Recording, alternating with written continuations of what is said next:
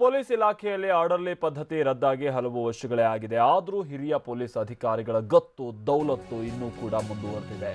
ಇಲಾಖೆಯ ನಿಯಮಗಳನ್ನ ಮೀರಿ ಹಿರಿಯ ಅಧಿಕಾರಿಗಳು ಕೆಳಮಟ್ಟದ ಸಿಬ್ಬಂದಿಯನ್ನ ಜೀತದಾಳುಗಳಂತೆ ಕೆಲಸ ಮಾಡಿಸ್ಕೊಳ್ತಾ ಇರೋದು ಇದೀಗ ಮತ್ತೊಮ್ಮೆ ಬಯಲಾಗಿದೆ.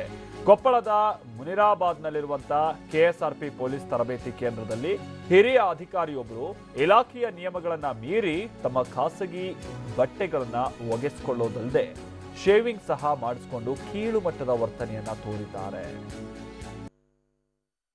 ಕೆಎಸ್ಆರ್ಪಿ ತರಬೇತಿ ಶಾಲೆಯಲ್ಲಿ ಹೆಡ್ ಕಾನ್ಸ್ಟೇಬಲ್ ಆಗಿರುವಂತಹ ಎಚ್ ಹನುಮಂತಪ್ಪ ಕೆಳಹಂತದ ಇಬ್ಬರು ಸಿಬ್ಬಂದಿಯನ್ನ ತಮ್ಮ ಜೀತದಾಳುಗಳಂತೆ ಕಾಣ್ತಾ ಇದ್ದಾರೆ. ಪೊಲೀಸ್ ನಿಯಮದ ಪ್ರಕಾರ ಕೆಎಸ್ಆರ್ಪಿ ದೋಬಿಗಳು ಎಸ್ಪಿ ಹಂತದ ಅಧಿಕಾರಿಗಳ ಯೂನಿಫಾರ್ಮ್ ಹಾಗೆ ಕಚೇರಿಗೆ ಸಂಬಂಧಪಟ್ಟ ಬಟ್ಟೆಗಳನ್ನು ಒಗೆದು ಇಸ್ತ್ರಿ ಮಾಡಿಕೊಡ್ಬೇಕು. ಆದರೆ ಹೆಡ್ ಕಾನ್ಸ್ಟೇಬಲ್ ಹನುಮಂತಪ್ಪ ದೋಬಿ ರಾಜು ಅನ್ನೋರಿಂದ ತಮ್ಮ ಬಟ್ಟೆಯನ್ನ ಒಗೆಸ್ಕೊಳ್ತಾ ಇದ್ದಾರೆ. ಇದು ಇಲಾಖೆಯಲ್ಲಿರುವಂತಹ ಆರ್ಡರ್ಲಿ ಪದ್ಧತಿಗೆ ಮತ್ತೊಂದು ಕೈಗನ್ನಡಿಯಾಗಿದೆ. ಈತನೇ ಹೆಡ್ ಕಾನ್ಸ್ಟೇಬಲ್. ಈತ ತನ್ನ ಕೆಳಗೆ ಕಾರ್ಯನಿರ್ವಹಿಸುವಂತ ಕಾನ್ಸ್ಟೇಬಲ್ಗಳಿಂದ ಈ ತರದ ಕೆಲಸ ಕಾರ್ಯಗಳನ್ನ ನಿರ್ವಹಿಸಿಕೊಳ್ತಾ ಇದ್ದಾನೆ ಅನ್ನೋದು ಈಗ ವ್ಯಕ್ತವಾಗ್ತಾ ಇರುವಂತಹ ಆರೋಪ. ಮತ್ತೆ ಇಲಾಖೆಯಲ್ಲಿ ಆರ್ಡರ್ಲಿ ಪದ್ಧತಿ ಇದೆಯಲ್ಲ, ಇದೊತ್ತರ ಜೀತದ ಪದ್ಧತಿ ಇದ್ದ ಹಾಗೆ ಅದನ್ನ ಬ್ಯಾನ್ ಮಾಡಬೇಕು ಅನ್ನುವಂಥ ನಿಟ್ಟಿನಲ್ಲಿ ಬಹಳ ಒತ್ತಾಯ ಇತ್ತು. ಕಳೆದ ಬಾರಿ ಇದಕ್ಕೆ ಸಂಬಂಧಪಟ್ಟಂತೆ ದೊಡ್ಡ ಹೋರಾಟ ನಡೆಯುವಂತ ಮುನ್ಸೂಚನೆಯೂ ಕೂಡ ಸಿಕ್ಕಿತ್ತು. ಆಗ ಸರ್ಕಾರ ಅದನ್ನ ರದ್ದು ಮಾಡಿ ಆದೇಶವನ್ನ ಹೊರಡಿಸಿತ್ತು.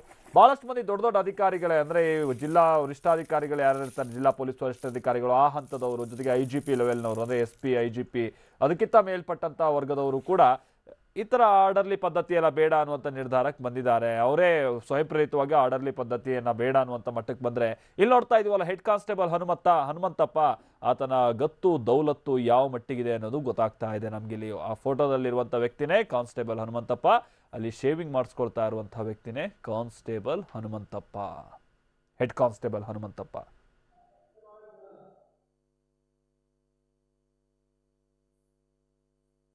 ಈತ ಯಾವ ಮಟ್ಟಿಗೆ ನಾವೀಗ ಸಿನಿಮಾದಲ್ಲೆಲ್ಲ ನೋಡ್ತಾ ಇರ್ತೀವಲ್ಲ, ಕೆಲ ಹೆಡ್ ಕಾನ್ಸ್ಟೇಬಲ್ ಆದಂಥವನು ಕೂಡ ತನ್ನ ಕೆಳ ಕಾರ್ಯನಿರ್ವಹಿಸುವಂಥ ಕಾನ್ಸ್ಟೇಬಲ್ಗಳಿಗೆಲ್ಲ ಹೇಗೆ ಆತ ಹಿಂಸೆ ಕೊಡ್ತಾ ಇರ್ತಾನೆ, ಕಿರುಕುಳ ಕೊಡ್ತಾ ಇರ್ತಾನೆ, ವೈಯಕ್ತಿಕ ವಿಚಾರವಾಗಿ ಆಗಿರ್ಬೋದು, ಕೆಲಸದ ವಿಚಾರದಲ್ಲಿ ಎಷ್ಟೆಲ್ಲ ಟಾರ್ಚರ್ ಇರುತ್ತೆ ಅನ್ನೋಂಥದ್ದು ನಾವು ಗಮನಿಸ್ತಿರ್ತೀವಲ್ಲ, ಅದು ಕೂಡ ಪೊಲೀಸ್ ಇಲಾಖೆಯಲ್ಲಿ ಅದೆಲ್ಲ ಈ ತರದ ಒಂದಷ್ಟು ವಿಜುವಲ್ಸ್ಗಳಲ್ಲೇ ಬಟಾ ಬಯಲಾಗುತ್ತೆ ಯಾವ ಮಟ್ಟಿಗೆ ಆತ ಕಿರುಕುಳ ಕೊಡಬಹುದು ಅಂತ ಹೇಳಿ.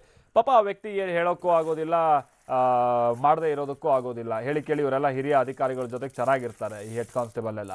ಹೀಗಾಗಿ ಏನಾದ್ರು ಫಿಟ್ಟಿಂಗ್ ಇಟ್ಟು ನಮ್ಮ ಕೆಲ್ಸಕ್ಕೆ ಕೂತು ತರೋದು ಈ ಥರದ್ದೆಲ್ಲ ಒಂದು ಆತಂಕ ಇರೋ ಕಾರಣದಿಂದಾಗಿನೇ ಈತ ಹೇಗೆ ಹೇಳಿದ್ರು ಹಾಗೆ ಕೇಳ್ಕೊಂಡಿದ್ದಾರೆ ಅಲ್ಲಿರುವಂಥ ಒಂದಷ್ಟು ಕಿರಿಯ ಸಿಬ್ಬಂದಿ.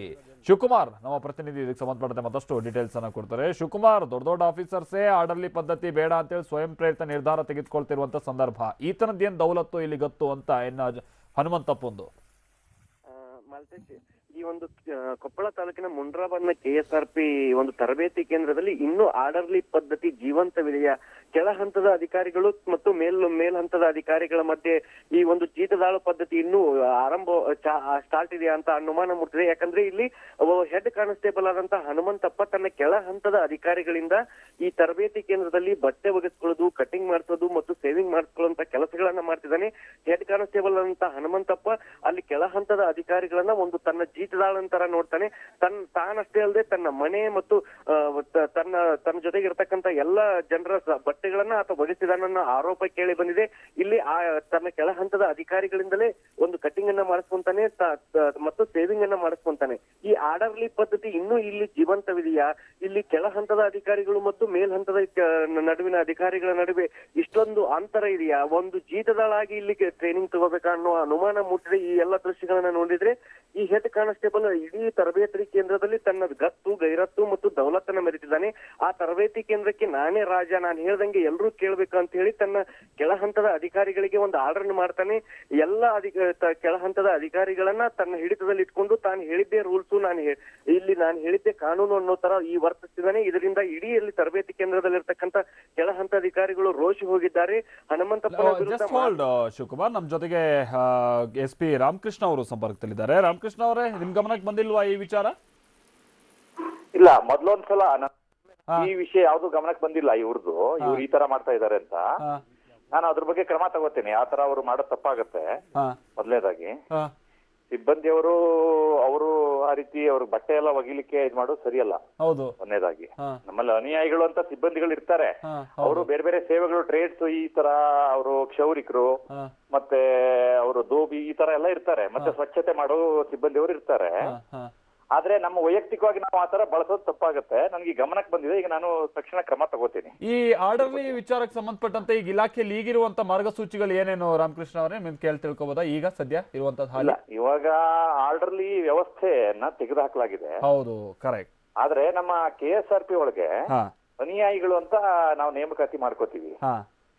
ಅದು ಮೊದ್ಲಿಂದಾನು ಇದೆ. ಅನುಯಾಯಿಗಳು ಅಂದ್ರೆ ಅವರು ಈ ಬಟ್ಟೆ ಒಗಿಲಿಕ್ಕೆ ದೋಬಿ ಅಂತ ಇರ್ತಾರೆ. ಬಟ್ಟೆ ಒಗಿಲಿಕ್ಕಿಂತಾನು ಅವ್ರು ಇಸ್ತ್ರಿ ಮಾಡ್ಲಿಕ್ಕೆ ಇರೋದು. ನಮ್ಮ ಏನು ಸಿಬ್ಬಂದಿ ಅವರು ಶಿಸ್ತುಬದ್ಧವಾಗಿ ಅವರು ಅವರ ಸಮವಸ್ತ್ರಗಳನ್ನೆಲ್ಲ ಮೇಂಟೈನ್ ಮಾಡ್ಬೇಕಾಗತ್ತೆ. ಅದಕ್ಕೇನೆ ಇಸ್ತ್ರಿ ಮಾಡ್ಲಿಕ್ಕೆ ಇರ್ತಾರೆ ಒಂದು. ಆಮೇಲೆ ಬೇರೆ ಈ ಸ್ವಚ್ಛತೆ ಮಾಡ್ಲಿಕ್ಕೆ ಇರ್ತಾರೆ ಸಿಬ್ಬಂದಿಯವರು. ಅದಕ್ಕೆ ಅಂತಾನೆ ಅವ್ರಿಗೆ ನೇಮಕಾತಿ ಆಗಿರುತ್ತೆ.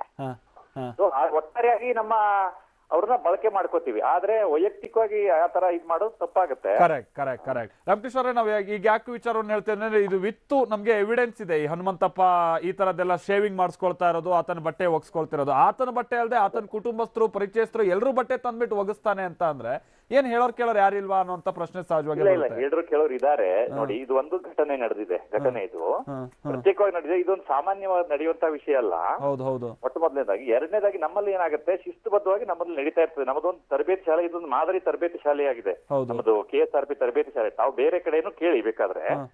ಏನಾಗಿದೆ, ಈ ಕೆಲವೊಂದ್ಸಲ ನಾವು ಅಶಿಸ್ತಿನಿಂದ ಮಾಡ್ತಾರೆ ಸಿಬ್ಬಂದಿಯವರು. ಏನೋ ಮೇಲಧಿಕಾರಿಗಳಿಗೆ ಏನೋ ಅಶಿಸ್ತಿನಿಂದ ಮಾತಾಡೋದು, ಧಮಕಿ ಹಾಕೋದು, ಈ ತರ ಎಲ್ಲ ಮಾಡೋರು ಇದಾರೆ. ಅವಾಗ ನಾವ್ ಏನ್ ಮಾಡ್ತೀವಿ, ಅವ್ರ ಮೇಲೆ ಕ್ರಮ ತಗೋತೀವಿ.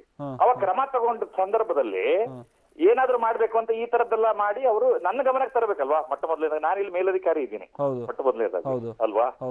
ನನ್ನ ಗಮನಕ್ಕೆ ತರದೇನೆ ಅವ್ರು ಏನ್ ಮಾಡ್ತಾರೆ, ಮಾಧ್ಯಮಕ್ಕೆ ಹೋಗುವಂತದ್ದು, ಈ ತರ ಕಳಿಸುವಂತ ತಪ್ಪಾಗಿಲ್ಲ. ನಮ್ಗೆ ಗೊತ್ತಾಗಿರೋದೇನೋ ರಾಮಕೃಷ್ಣ ಅವರೇ, ಇದು ಅಲ್ಲೆಲ್ಲ ಈ ಚಿತ್ರಹಿಂಸೆಯನ್ನ ಅನುಭವಿಸ್ ಆಮೇಲೆ ಇಲ್ಲಿಗೆ ಬಂದಿರೋದು ಅನ್ನೋಂತ ವಿಚಾರ ಗೊತ್ತಾಗ್ತಾ ಇದೆ.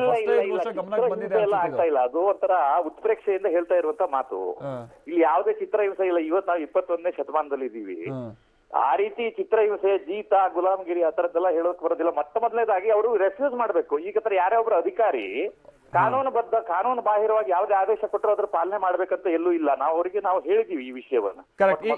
ಇದ್ರಲ್ಲಿ ತಪ್ಪು ಸಾಬೀತಾದ್ರೆ ಅಂದ್ರೆ ನಾನು ಹೇಳಿದ್ನಲ್ಲ, ವಿತ್ ಎವಿಡೆನ್ಸ್ ನಾವು ತೋರಿಸ್ತಾ ಇರೋದು ಅಂತ, ಏನ್ ಶಿಕ್ಷೆ ತೆಗೆದುಕೊಳ್ಳೋದಕ್ಕೆ ತಗೊಳ್ಬೇಕಾಗತ್ತೆ. ನಾವು ಅದಕ್ಕೆ ಕ್ರಮ ತಗೊಳ್ಬೇಕಾಗತ್ತೆ ಸರ್. ಏನಂದ್ರೆ ನಮ್ಮ ನಿಯಮಾವಳಿ ಪ್ರಕಾರ ಕ್ರಮ ತಗೊಳ್ತೀವಿ, ತಗೊಳ್ಳೇಬೇಕಾಗತ್ತೆ. ನೀವು ಗ್ಯಾರಂಟಿ ಕೊಡ್ತೀರಾ? ನನಗ್ ಬಂದಿಲ್ಲ ಅದು. ಈಗ ನಿಮ್ಮಲ್ಲಿ ಬರ್ತಾ ಇರೋದ್ರ ಮೇಲೆ ನಾವು ಅದ್ರ ಮೇಲೆ ಕ್ರಮ ತಗೊಳ್ತೇನೆ. ಯಾಕಂದ್ರೆ ಇದನ್ನೆಲ್ಲ ತಗೊಂಡು ನಾವು ಅದ್ರ ಬಗ್ಗೆ ವಿಚಾರಣೆ ಮಾಡಿ ಯಾಕೆ ಹಿಂಗಾಯ್ತು ಇದ್ರ ಬಗ್ಗೆ ಎಲ್ಲ ವಿಚಾರಣೆ ಮಾಡಿ ಖಂಡಿತ ಕ್ರಮ ತಗೋತೀವಿ. ಥ್ಯಾಂಕ್ ಯು ರಾಮಕೃಷ್ಣ ಅವರೇ. ಥ್ಯಾಂಕ್ ಯು ಟಿವಿ ಜೊತೆ ಮಾತನಾಡಕ್ಕೆ. ನಾವು ಈ ವಿಚಾರವಾಗಿ ಫಾಲೋ ಅಪ್ ನಲ್ಲಿ ಇರ್ತೀವಿ. ಯಾಕಂತಂದ್ರೆ ಈ ಹನುಮಂತಪ್ಪ ಇನ್ನೂ ಏನೇನೆಲ್ಲ ರೀತಿಯ